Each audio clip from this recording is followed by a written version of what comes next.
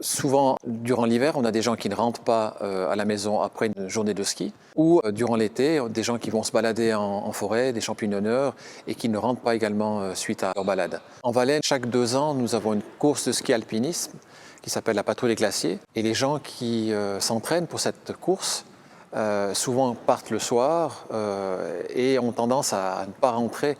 On le constate également durant l'été avec les gens qui partent soit en VTT ou bien qui se baladent un petit peu plus souvent dans la montagne. Donc on a une augmentation qui est sensible de cas de personnes disparues.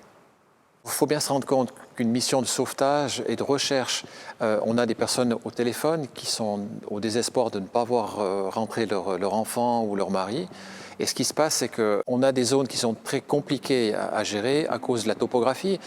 Certaines fois, on a des pentes qui sont très importantes, on a de la forêt, on a des rochers, on a des chutes de pierres potentielles, on a des risques aussi lorsqu'on engage un hélicoptère.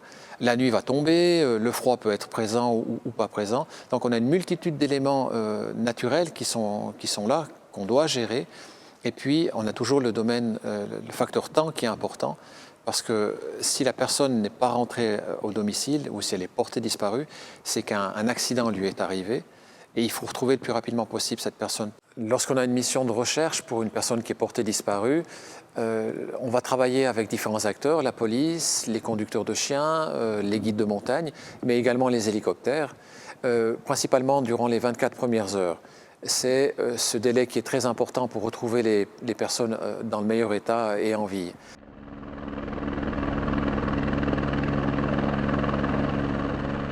Le système RECO a apporté une alternative aux sauveteurs.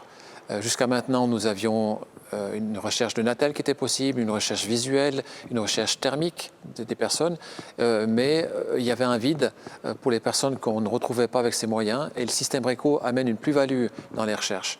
C'est pour ça qu'on intègre le système RECO dans les premières recherches des personnes portées disparues.